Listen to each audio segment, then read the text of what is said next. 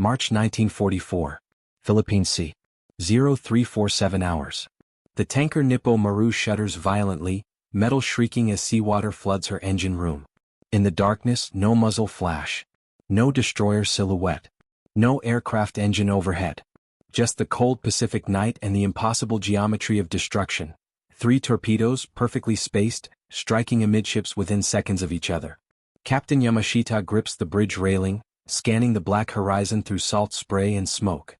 Nothing. The enemy is invisible.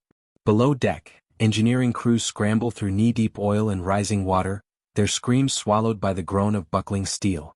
2,000 tons of refined aviation fuel, bound for truck, now burning in columns of orange flame that paint the waves for miles. 300 meters astern, the cargo ship Taiko Maru erupts in a tower of white water. No warning. No defense. Then the escort destroyer Shikinami lists hard to port, her bow torn open by something she never saw.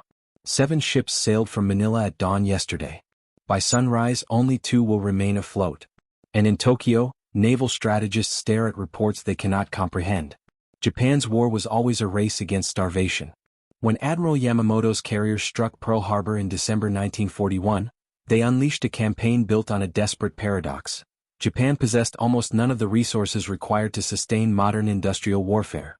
No oil reserves. No rubber plantations. No bauxite for aluminum, no nickel for steel alloys. Every gallon of fuel, every sheet of metal, every ounce of rubber for aircraft tires had to be imported from conquered territories thousands of miles away. The architects of Japan's southern expansion understood this vulnerability with cold clarity. The seizure of Malaya, the Dutch East Indies, Burma, and the Philippines in early 1942 delivered the raw materials: oil from Sumatra and Borneo, rubber from Indochina, iron ore from the Philippines. But conquest was only the first equation. The second was logistics. Japan's merchant marine fleet in December 1941 totaled approximately 6 million tons of shipping, tankers, cargo vessels, tramp steamers, commandeered civilian ships pressed into military service. This fleet formed the circulatory system of the empire. Oil traveled from Palembang and Tarakan to refineries in Japan. Rice moved from Saigon to feed occupation forces. Bauxite, tin, coal, and rubber flowed along sea lanes stretching across 5,000 miles of ocean. Without this constant circulation, the war machine would seize and die. Initially, the system worked.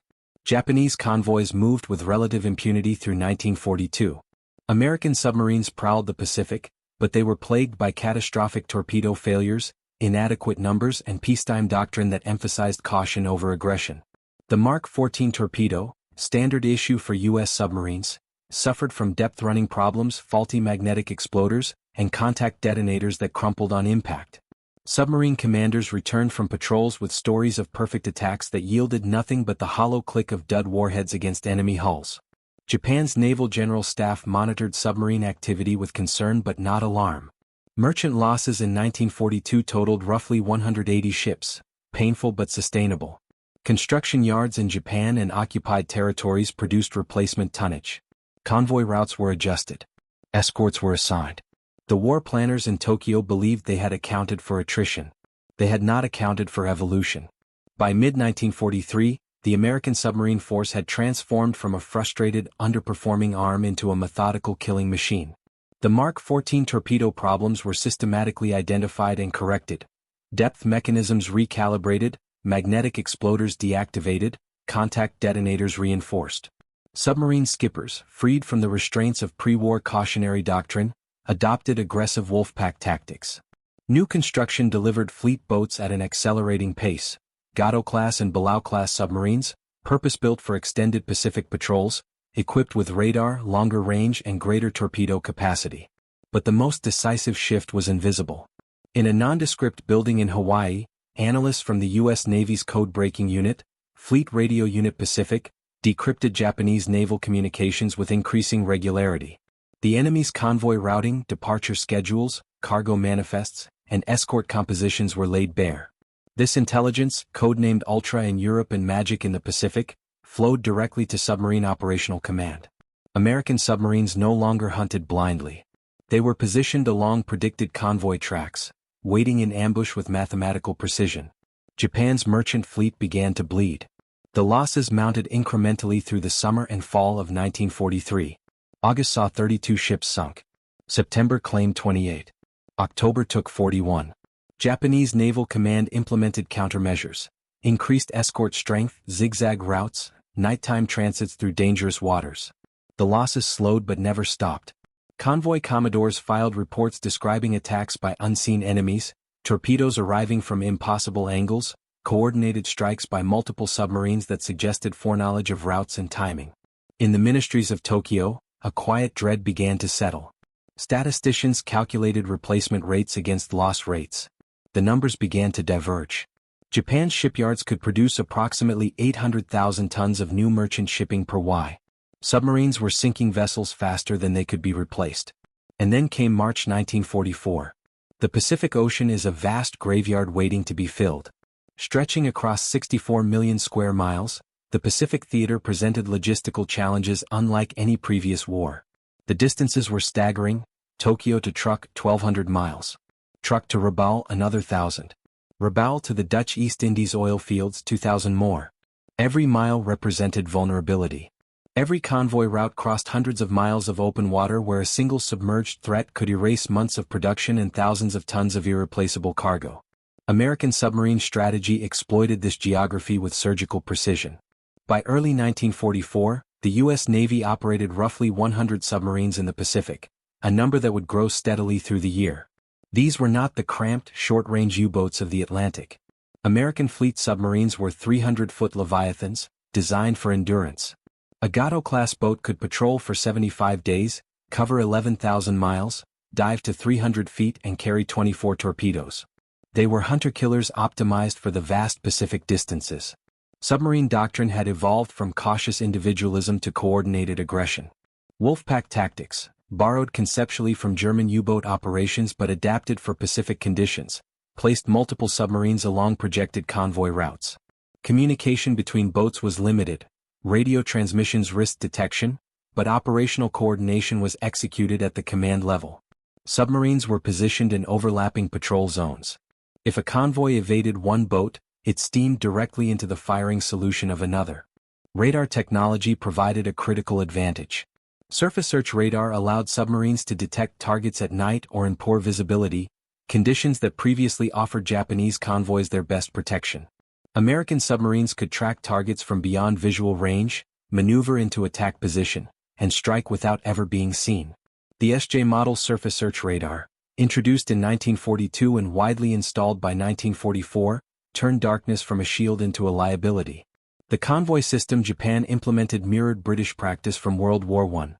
Merchant vessels grouped together, protected by escort destroyers and patrol craft. In theory, the system worked. Concentrated defenses made attacks more hazardous. Escorts could counterattack with depth charges. Ships could maneuver in coordinated patterns. In practice, Japan lacked the resources to make the system effective. Escort vessels were chronically insufficient. A typical convoy might consist of 6 to 10 merchant ships protected by 2 or 3 escorts, often older destroyers, coastal patrol boats, or converted civilian vessels equipped with rudimentary depth charges and hydrophones. These escorts were outmatched by American submarines in nearly every category: speed, maneuverability, sensor technology, and crew training. Japanese anti-submarine doctrine remained rooted in aggressive pursuit and depth charge attacks, tactics that were increasingly ineffective against submarines equipped with radar and capable of attacking from extended ranges. Moreover, the escorts themselves were targets. Submarine skippers learned to prioritize escorts, eliminate the defenders first, then methodically destroy the convoy at leisure. A destroyer sunk meant an entire convoy rendered defenseless. The intelligence advantage was overwhelming. Station Hypo in Hawaii and its sister facilities intercepted and decrypted Japanese naval communications with astonishing consistency. The information was detailed and actionable: convoy designations, departure times, speeds, routes, cargo descriptions, even the names of commanding officers. This intelligence was processed rapidly and transmitted to submarines at sea via encrypted communications. Commander Richard O'Kane of USS Tang, one of the most successful submarine skippers of the war, later described the system: "We knew where they would be before they got there. The only question was whether we could reach the intercept point in time." The operational pattern became routine. A convoy would depart Manila or Singapore, bound for Japan or Truk. Within hours, American codebreakers identified the departure, predicted the route and calculated intercept coordinates. Submarines in the area received encrypted orders: proceed to grid coordinates, submerge before dawn, wait. When the convoy arrived, the submarines struck from ambush, often achieving complete surprise. Japanese convoy commodores filed desperate reports. Enemy submarines seemed to possess supernatural knowledge. Convoys altered routes mid-transit, only to encounter submarines waiting at the new coordinates. Nighttime transits, previously considered safe, became killing grounds as radar-equipped submarines attacked in darkness with impunity. By February 1944, Japan's merchant fleet had been reduced to approximately 4 million tons, a loss of 2 million tons in just over 2 years. The rate of attrition was accelerating. Merchant sailors spoke in low voices about the black routes, convoy lanes through the Philippine Sea, the Luzon Strait, and the South China Sea where ships simply vanished. Survival rates among tanker crews plummeted. Oil shipments, the lifeblood of Japan's Navy and Air Force, became increasingly erratic. In Washington, Admiral Charles Lockwood, commander of the Pacific Submarine Force, reviewed the monthly loss reports with quiet satisfaction. The strategy was working beyond projections. The submarines were not merely sinking ships, they were severing Japan's logistical lifeline. Every tanker sent to the bottom meant less fuel for carrier operations. Every cargo ship destroyed meant fewer supplies for island garrisons. The war was being won in silence, 300 feet below the surface, by crews the public would never see and victories that would never make headlines. March 1944 approached. The submarines tightened the noose. And Japan's merchant marine steamed directly into the slaughter. Tanaka Hiroshi was 23 years old when he signed aboard the WWII Maru as a junior engineering officer. It was not a choice born of patriotism or adventure. Merchant service was compulsory, and the alternative was conscription into the army. At least ships offered the illusion of survival. At least the sea provided distance from the meat grinders of Guadalcanal and New Guinea. The illusion lasted 6 weeks. His first convoy departed Balikpapan in Borneo carrying 12,000 tons of crude oil. 9 ships, 3 escorts. The passage to Yokohama should have taken 11 days. They made it 4. On the 5th night, sailing without lights through the Celebes Sea, the lead tanker erupted in flame. No sound preceded the explosion, just a column of fire that climbed 300 feet into the darkness. Within minutes, 2 more ships were hit. The escorts raced in circles, dropping depth charges randomly, searching for an enemy they could not locate. Tanaka stood on the WWII Maru's deck, watching men burn in the water. The heat was intense enough to feel from half a kilometer away. Oil slicks ignited, creating rivers of fire that spread across the swells. Survivors who leaped from the stricken tanker found themselves swimming through flames. Their screams carried across the water, high-pitched and inhuman, until they stopped. The convoy scattered. 3 ships limped back to Balikpapan. 4 continued toward Japan. The WWII Maru reached Yokohama 13 days later, having zigzagged across 2,000 miles of ocean, burning fuel at an unsustainable rate, every man aboard expecting a torpedo at any moment. Tanaka volunteered for another voyage 2 weeks later. There was no choice. Japan's merchant marine was bleeding crews faster than ships. Survival rates had become a grim lottery. Submariners called it the tonnage war. Merchant sailors called it something simpler: murder. USS Harder departed Pearl Harbor on February 20, 1944, under the command of Commander Samuel Dealey. The patrol assignment was clear: station in the South China Sea, interdict Japanese convoys moving along the Manila to Saigon route. The boat carried 24 Mark 14 torpedoes, 70 days of provisions, and a crew of 60 men who understood that every patrol was a coin flip between glory and a silent death 300 feet underwater. Life aboard a fleet submarine was a study in enforced intimacy and grinding routine. The interior measured 16 feet at its widest point. 6 officers shared a wardroom the size of a closet. Enlisted men slept in stacked bunks separated by curtains, their bodies inches from torpedo tubes, battery compartments and diesel engines. The air was thick with moisture, diesel fumes, cooking odors, and the omnipresent smell of 60 men living in an enclosed steel tube. Fresh water was rationed. Showers were a luxury reserved for the final week of patrol. The temperature in the engine room routinely exceeded 100 degrees. But the crew of Harder was a precision instrument. Dealey had trained them relentlessly. Dive drills were executed in under 40 seconds. Torpedo solutions were calculated with mathematical precision. Silent running protocols were rehearsed until every man could move through the boat in complete darkness without making a sound. The crew trusted their commander with a faith bordering on religious conviction. Dealey had a reputation: aggressive, calculating, utterly fearless. His boats always returned. And they always brought kill confirmations. On March 12, Harder detected a convoy northeast of Luzon, 6 cargo ships, 2 destroyer escorts. Dealey maneuvered into position during daylight, submerged, and waited. As twilight descended, he brought the boat to periscope depth. The convoy was precisely where intelligence predicted, steaming at 12 knots in a staggered column formation. Dealey ordered battle stations. The fire control team calculated range, speed, and angle. Torpedo tubes were flooded. The boat held steady at 60 feet, periscope slicing through the surface in quick, practiced intervals. Fire 1. Fire 2. Fire 3. The torpedoes left their tubes with a hydraulic thump that resonated through the hull. Dealey counted seconds, watching through the periscope. 20 seconds. 30. 45. The first explosion tore through the lead cargo ship at the waterline. The second struck amidships. The third hit the destroyer escort attempting to turn toward the attack. Dealey did not wait to observe results.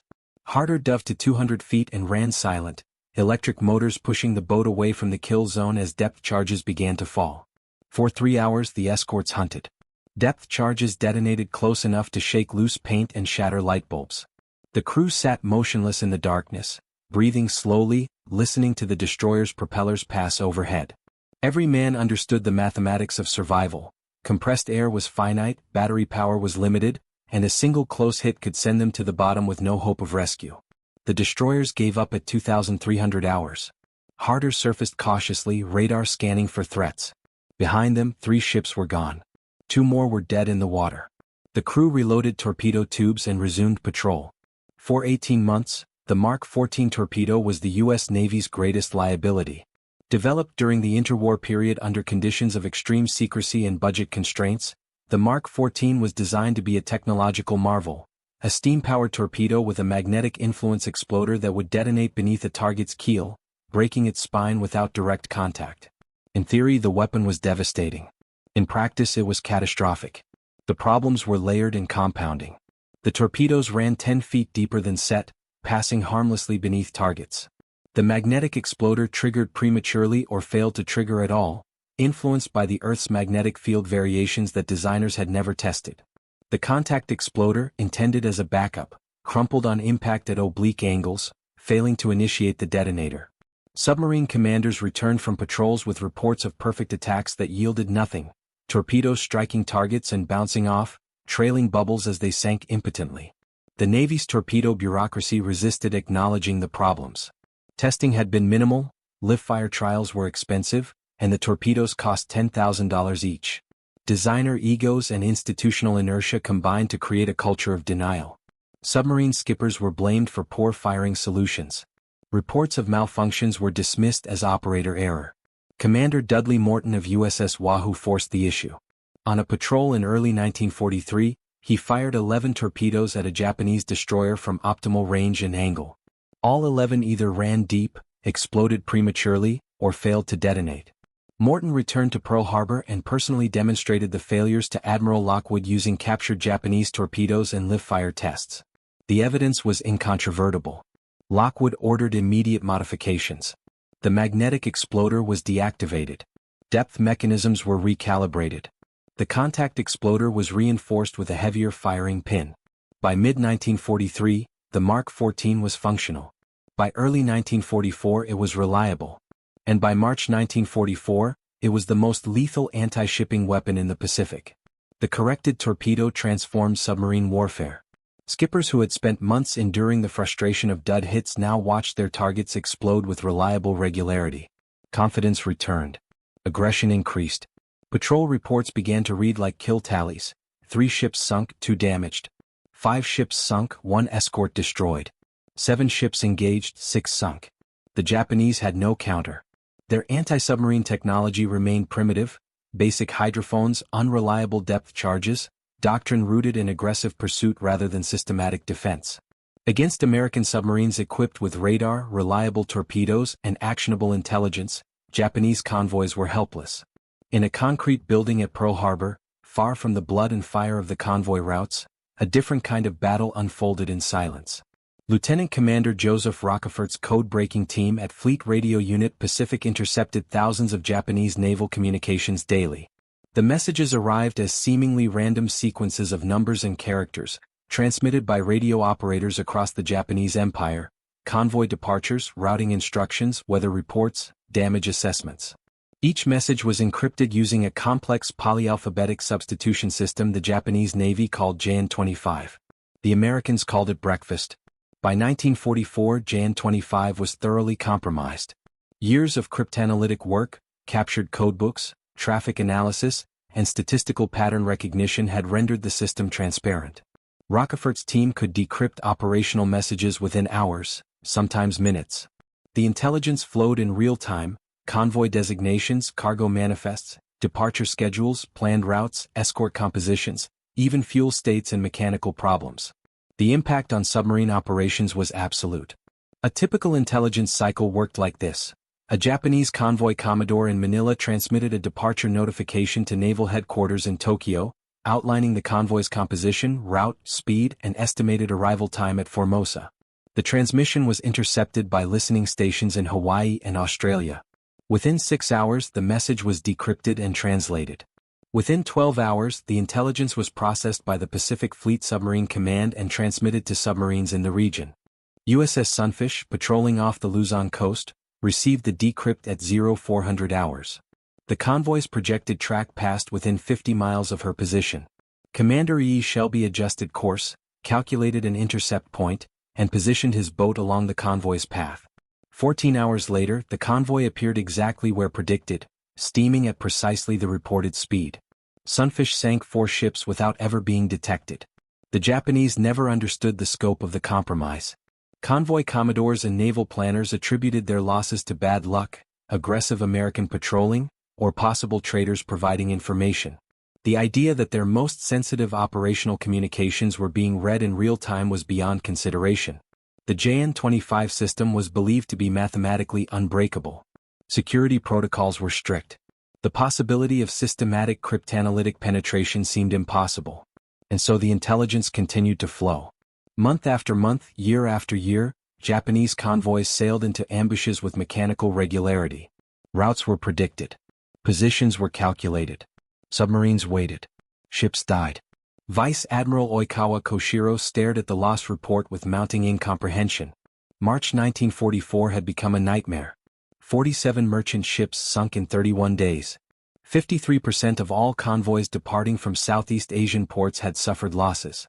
7 convoys had been completely annihilated. Every ship sunk, no survivors recovered. The numbers were unsustainable. At this rate, Japan's merchant fleet would cease to exist by the end of the year. The Convoy Escort Command scrambled to respond. New protocols were implemented. Convoy routes were altered weekly, sometimes daily. Departure times were randomized. Radio silence was enforced during transits. Zigzag patterns were mandated, forcing ships to sail erratic courses that increased travel time but theoretically reduced torpedo accuracy. Escort strength was increased where possible, though destroyer availability remained chronically inadequate. None of it mattered. The submarines found them anyway. Convoys that departed under strict radio silence were intercepted mid-ocean. Routes altered at the last minute still led directly into ambushes. Night transits, previously considered relatively safe, became killing grounds as submarines attacked from beyond visual range using radar targeting. Japanese anti-submarine technology lagged catastrophically behind American capabilities. Hydrophone systems were primitive and unreliable. Depth charges were underpowered and inaccurately deployed. Sonar was essentially non-existent. Most escort vessels lacked even basic radar, leaving them blind in darkness and poor weather. Doctrine emphasized aggressive counterattacks, racing toward the last known submarine position and saturating the area with depth charges, but American submarines routinely evaded these clumsy pursuits. Worse, the escorts themselves were targets. Submarine commanders learned to prioritize defensive vessels. A convoy with 3 escorts would be engaged systematically, kill the escorts first, rendering the convoy defenseless, then methodically destroy the merchant ships at leisure. Japanese destroyer losses mounted. Each sunk escort represented not just a lost ship but the permanent reduction of defensive capability for all future convoys. In Tokyo, the Naval General Staff convened emergency conferences. Admirals and logistics officers reviewed charts and loss statistics, searching for patterns, seeking explanations. Theories proliferated. Perhaps American submarines were operating from secret forward bases in the Philippines or Borneo. Perhaps reconnaissance aircraft were providing targeting information. Perhaps local resistance groups were radioing convoy positions. The truth, that their communications were compromised, their intentions known before they acted, their convoys tracked from departure to destruction, was never seriously considered. And so the convoys continued to sail. And the submarines continued to hunt. Chief Petty Officer William Brockman leaned against the conning tower of USS Nautilus and watched the sun rise over the Philippine Sea. It was his 4th war patrol, his 32nd day at sea, and his 7th confirmed kill. The excitement of early patrols had long since faded, replaced by something colder, a mechanical efficiency and emotional distance from the work of killing. Submarine service attracted a particular type of volunteer. The duty was dangerous, the conditions brutal, the psychological pressure immense. But the volunteers came anyway, drawn by extra pay, early promotion opportunities, and a certain dark prestige. Submariners were the elite, the silent service, the hunters who worked alone in the deep. But the work changed men. After weeks submerged, the mind began to play tricks. The hull creaked constantly, normal sounds that new crew members interpreted as incoming torpedoes or depth charges. Sleep came in fragmented intervals, always interrupted by watch rotations or sudden dive alarms. The sameness of the environment, the same steel corridors, the same faces, the same canned food, the same recycled air, created a psychological pressure that built slowly and never fully released. And there was the killing.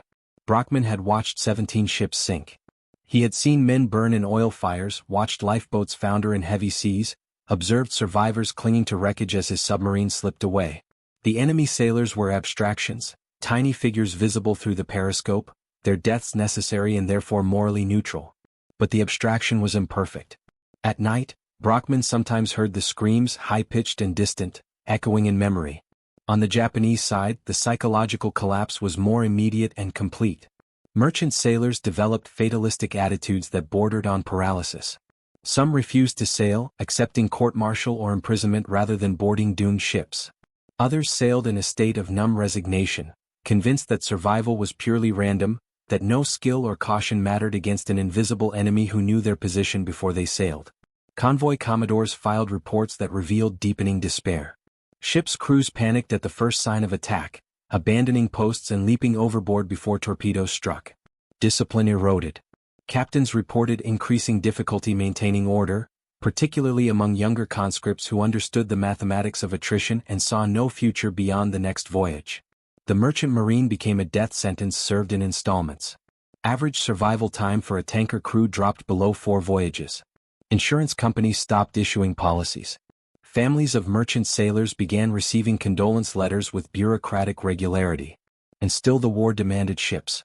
Oil had to move from Borneo to Japan. Supplies had to reach island garrisons. The convoys sailed because the alternative was immediate strategic collapse. The submarines waited. Patient, methodical, and utterly relentless. March 1944 began with a massacre. Convoy HI-71 departed Singapore on March 3. 8 cargo ships and 2 tankers carrying rubber, aviation fuel and raw materials for Japanese industry. 3 destroyer escorts provided protection. The route ran northeast through the South China Sea, past the Philippine coast, then north through the Luzon Strait toward Formosa and ultimately Japan. It was a standard route, sailed dozens of times, considered reasonably safe due to heavy air patrols from Japanese bases in the Philippines.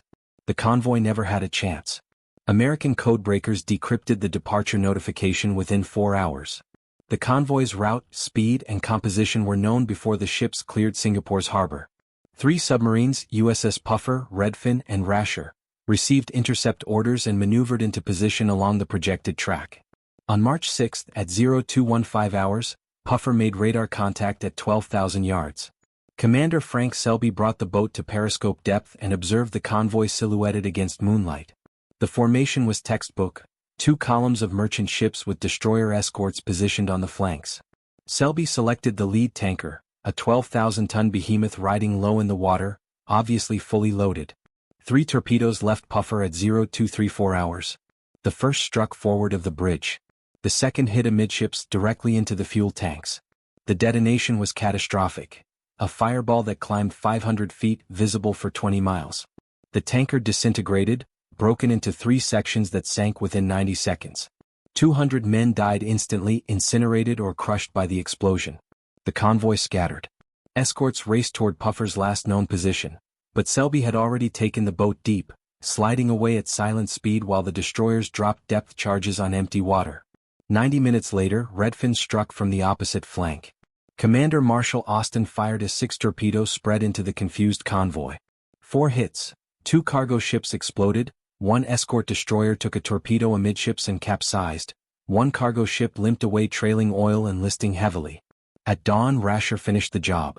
Commander Willard Lawn found the remnants of HI-71 struggling northwest at reduced speed, the surviving escort attempting to shepherd 4 damaged merchant ships toward the Philippine coast. Lawn attacked in broad daylight, submerged to periscope depth, firing methodically. 3 more ships sank before noon. Of the 10 ships that departed Singapore, 2 reached Manila, both heavily damaged, both subsequently sunk by air attack before they could be repaired. HI-71 was not an isolated incident. It was the new standard. Convoy Mi-23 departed Manila on March 9 bound for Japan. 8 ships, 3 escorts. Intercepted March 11 by USS Harder. 7 ships sunk, 1 escort destroyed. 1 cargo ship reached Japan, carrying 30% of its original cargo. Convoy 804 departed Saigon on March 15. 6 tankers, 2 escorts, carrying 50,000 tons of crude oil and refined fuel desperately needed by the combined fleet. Intercepted March 17 by a wolf pack consisting of Tang, Celian, and Whale. All 6 tankers sunk within 4 hours. Both escorts damaged and forced to return to Saigon. Total fuel delivered to Japan, 0. Convoy HI-73 departed Balikpapan on March 20. 10 ships for escorts, the largest convoy of the month. Intercepted March 22 by Flasher, Crevalle, and Angler. 9 ships sunk, 2 escorts destroyed, 1 escort limped back to Borneo with heavy damage. 1 cargo ship reached Japan, its cargo of rubber and tin insufficient to meet even a single day's industrial demand. The statistics were staggering. In March 1944, American submarines operating in Southeast Asian waters engaged 34 Japanese convoys. 24 suffered catastrophic losses, defined as more than 50% of ships destroyed. 7 convoys were completely annihilated. Overall, 70% of merchant tonnage departing from ports in the Dutch East Indies, Borneo, and Indochina failed to reach Japan. 70%. The Japanese logistical system entered free fall. Oil imports, which had averaged 350,000 tons per month through late 1943, collapsed to 120,000 tons in March. Rubber shipments dropped by 60%.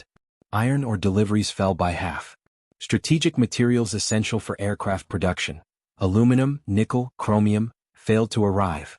Warehouses at Japanese ports, once stocked with months of reserves, began to empty. The combined fleet faced fuel rationing. Carriers remained in port to conserve bunker oil. Training flights were curtailed. Destroyers sailed at reduced speeds to extend fuel reserves. Pilots received abbreviated flight training, logging fewer hours before being sent to combat squadrons, a decision that would prove catastrophic in the battles ahead. Industrial production began to decline. Steel mills reduced output due to ore shortages. Aircraft factories slowed production as aluminum supplies dwindled. The massive war machine that had conquered half of Asia was beginning to starve, suffocated by a silent blockade executed by submarines most Japanese citizens would never see. In Tokyo, the realization arrived slowly, then all at once. The Naval General Staff reviewed loss reports with mounting horror through mid-March. The numbers were undeniable. The pattern was clear. The merchant marine was being systematically destroyed at a rate that made strategic victory impossible. Without oil, the Navy could not sail. Without raw materials, the factories could not produce. Without supplies, the garrisons would starve. The war was being lost not on battlefields but in the dark waters between the conquered territories and the home islands. Vice Admiral Nomura Naokuni, commander of the escort fleet, presented the situation with brutal clarity at a staff meeting on March 24. His words, recorded in fragmentary form in surviving documents, captured the desperation. We are losing this war in the convoy routes. We cannot defend our ships. We cannot predict where the enemy will strike. We cannot maintain the supply line. At current loss rates, the merchant fleet will be operationally extinct by January 1945. We have no counter strategy. We have no effective anti-submarine capability. We are fighting an enemy we cannot see, cannot find, and cannot kill. The room absorbed this in silence. Several officers proposed solutions: increase escort strength, develop better sonar, allocate more destroyers to convoy duty, establish coastal patrol networks. Each proposal foundered on the same reality: Japan lacked the resources. Destroyers were needed for fleet operations. Sonar technology was years behind Allied systems. Manufacturing capacity was already strained producing warships, aircraft, and ammunition. One officer suggested the unthinkable: request German U-boat technology and training. The suggestion was dismissed. Germany was losing its own submarine war in the Atlantic, and the distances made cooperation logistically impossible. Another proposal: abandon the convoy system entirely, sail ships individually on random routes to disperse the threat. This too was rejected. Individual ships were even more vulnerable, and the loss of concentrated cargo capacity would cripple what remained of the logistical system. The meeting ended without resolution. The convoys would continue because there was no alternative. The losses would continue because there was no defense. March 1944 closed with 47 merchant ships at the bottom of the Pacific. April would be worse. But the catastrophe of March had already altered the strategic calculus of the war in ways that would only become apparent later. The fuel shortages forced the combined fleet to consolidate at Tawi-Tawi in the southern Philippines, a location chosen purely because it was close to Borneo's oil fields. This concentration made the fleet vulnerable and would contribute directly to Japan's defeat in the Battle of the Philippine Sea 3 months later. The industrial disruptions caused by material shortages would cripple aircraft production precisely when Japan needed it most. The A6M0, backbone of Japanese naval aviation, required high-grade aluminum and specialized alloys. As these materials became scarce, production declined and quality deteriorated. By mid-1944, Japanese aircraft were demonstrably inferior to their American counterparts, not because of design failures but because of material shortages caused by the submarine blockade. The psychological impact was equally devastating. Merchant sailors developed a fatalistic certainty of death that made recruitment impossible. The merchant marine began to rely on conscription, forcing men into service aboard ships they knew were doomed. Morale collapsed. Discipline problems multiplied. Ships sailed with skeleton crews and inexperienced officers, further reducing their chances of survival. And the submarines kept hunting. USS Tang, under Commander Richard O. Kane, accounted for 10 ships in March alone. Flasher sank 7. Rasher destroyed 9.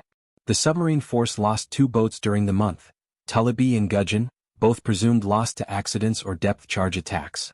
2 boats and 140 men against 47 enemy ships and approximately 8,000 Japanese sailors. The exchange rate was unsustainable for Japan and entirely acceptable for the United States. Admiral Lockwood reviewed the March statistics with grim satisfaction. The tonnage war was succeeding beyond projections. The submarines were not merely supporting the broader war effort, they were waging their own campaign of strategic strangulation.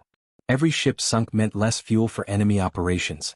Every cargo of rubber destroyed meant fewer aircraft tires. Every ton of steel resting on the ocean floor was a ton not forged into warships or artillery.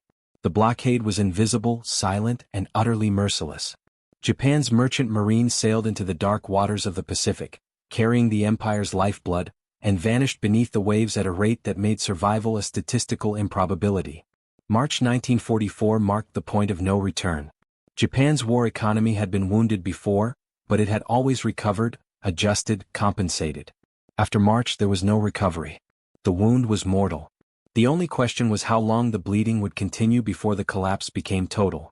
The submarines provided the answer: not long. The death spiral accelerated through spring and summer.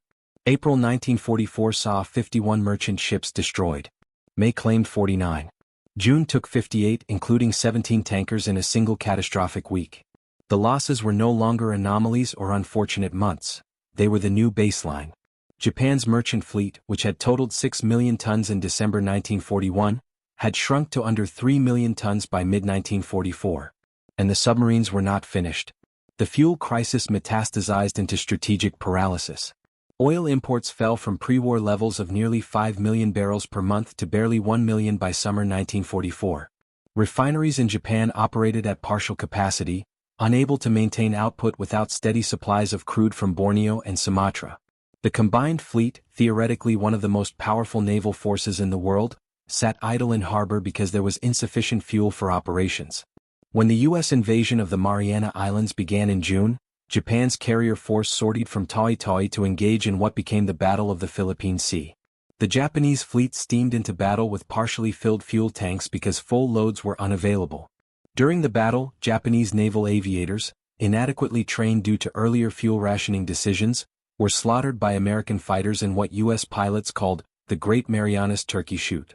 Japan lost 3 carriers and nearly 400 aircraft. The disaster was not merely tactical, it was the direct consequence of the submarine campaign that had strangled training, reduced operational readiness, and forced the fleet to operate from disadvantageous positions dictated by fuel availability rather than strategic logic. Industrial collapse followed the fuel crisis. Japanese aircraft production peaked in mid-1944 at approximately 2,500 planes per month, then began a steady decline as raw material shortages compounded. Aluminum became scarce. Steel alloys became unavailable. Rubber for landing gear and tires was rationed to the point that aircraft were produced with substitute materials that degraded performance and safety. Factory output declined not because of American bombing. The strategic bombing campaign against Japan's home islands would not intensify until 1945, but because the submarines had severed the supply lines. Garrisons on Pacific islands began to starve.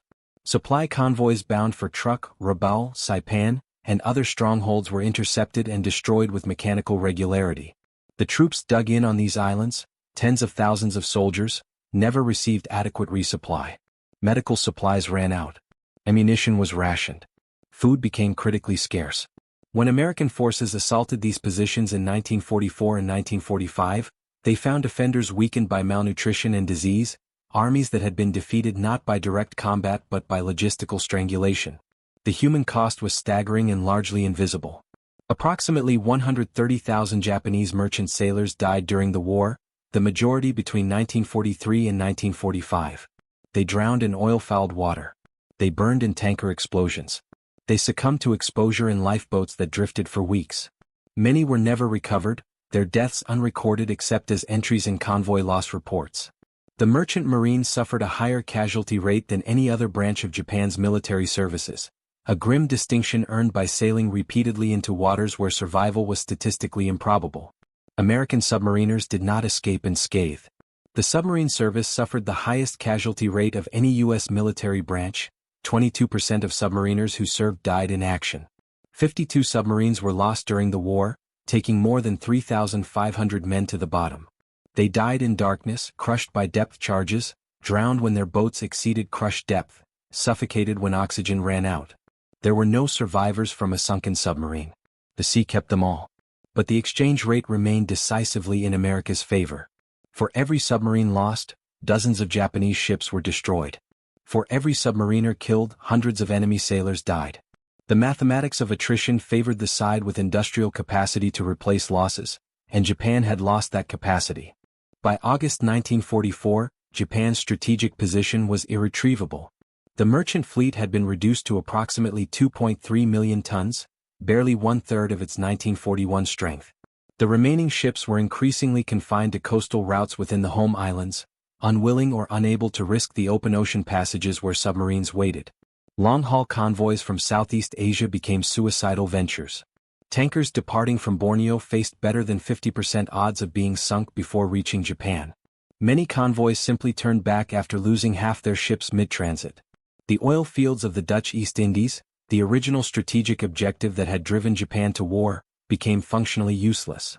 The oil was still there, still being extracted, but it could not reach Japan. Tankers loaded with crude sat in Indonesian ports, their captains refusing to sail, their crews deserting. Thousands of tons of fuel rotted in storage tanks while Japanese factories and warships ran dry. Intelligence reports reaching Tokyo painted an apocalyptic picture. One intercepted summary, translated by American cryptanalysts, stated bluntly, "The transport situation has deteriorated to the point where the prosecution of the war is in jeopardy. We are unable to move essential materials. We are unable to supply our forces. We are unable to sustain industrial production. The empire faces collapse not from enemy action against our territory but from inability to supply ourselves." The accuracy was chilling. American submarine commanders filed patrol reports with almost casual efficiency. USS Flasher, on her fourth war patrol in September 1944, sank 5 ships in 12 days, expended all torpedoes, returned to port, rearmed, and departed for another patrol within 10 days. The operational tempo was relentless. As soon as one submarine expended its torpedoes, another took its place. The blockade never lifted. The pressure never eased. Convoy routes became known as blood lanes. The Luzon Strait, separating Formosa from the Philippines, earned the nickname Torpedo Alley. The South China Sea was simply called the Graveyard. Japanese merchant sailors developed gallows humor, jokes about which ship would be hit first, bets on how many would survive the transit, last letters written before departure and entrusted to friends who would remain ashore. Some sailors refused to sail. Courts-martial were conducted with increasing frequency through 1944, sentencing men to imprisonment for refusing to board ships. The punishment was grimly ironic. Imprisonment offered better survival odds than merchant service. As word spread, refusals increased.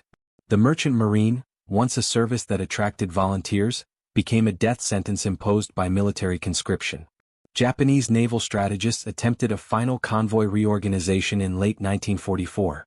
Convoys were scheduled only during new moon periods, when darkness offered maximum protection. Routes were altered to hug coastlines, accepting longer transit times in exchange for proximity to air cover. Decoy convoys were organized, empty ships sailing obvious routes to draw submarine attacks away from cargo-laden vessels on alternate tracks. None of it worked. Submarines attacked regardless of moon phase, using radar that rendered darkness irrelevant. Coastal routes merely funneled convoys into concentrated patrol zones where multiple submarines waited. Decoy convoys were identified and ignored. Intelligence often specified which convoys carried valuable cargo and which were empty diversions.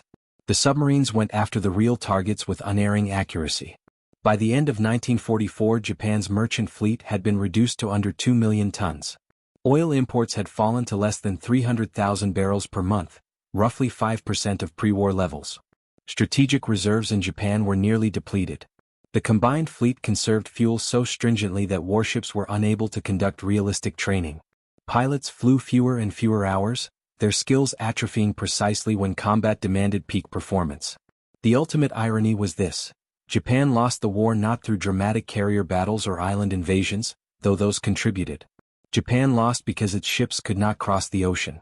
The submarines had severed the arteries of empire, and the empire bled out slowly, starving in sight of the resources it had conquered. Admiral Lockwood summarized the campaign in a post-war assessment with characteristically understated precision. The submarine force sank approximately 1,300 Japanese merchant ships totaling roughly 5 million tons. We destroyed approximately 60% of Japan's merchant marine. We rendered their economy incapable of sustaining the war effort. In terms of strategic impact per man engaged, the submarine campaign was the most effective military operation of the Pacific War. The numbers supported his assessment. Approximately 16,000 American submariners, operating approximately 250 submarines over 4 years, sank more enemy shipping tonnage than all other U.S. forces combined. The submarine campaign directly caused Japan's industrial collapse, fuel starvation, and logistical paralysis. March 1944 was the hinge month, the point where attrition became annihilation, where losses became unsustainable, where Japan's merchant marine entered a death spiral from which there was no recovery. The 70% kill rate that month was not an anomaly. It was a preview of what would become routine through 1945, as American submarines tightened their grip and the remaining ships vanished one by one beneath the waves. The war ended in August 1945, but Japan's merchant marine had died long before. The photographs taken after the surrender show the remnants: skeletal hulks rusting in harbors, tankers with gaping torpedo holes, cargo ships beached and abandoned, their hulls too damaged for repair, their utility erased by years of relentless attack. Of the 6 million tons of merchant shipping Japan possessed in December 1941, barely 1.5 million tons remained afloat in August 1945. More than 4 million tons rested on the ocean floor, scattered across 5,000 miles of Pacific seabed, each wreck a steel coffin for sailors whose names were lost. The submarine campaign was the silent siege, a war within a war fought by men in steel tubes who hunted in darkness and returned to ports where few understood what they had done. They did not capture territory. They did not raise flags. They simply erased ships, methodically and without pause until an empire starved. Historians often focus on the dramatic moments: Midway's carrier duel, Guadalcanal's brutal attrition, Iwo Jima's iconic flag raising. These were the visible war, the cinematic war, the battles that newspapers covered and cameras recorded. But beneath the surface, beyond the headlines, the submarines executed a campaign of logistical strangulation that rendered all those battles possible.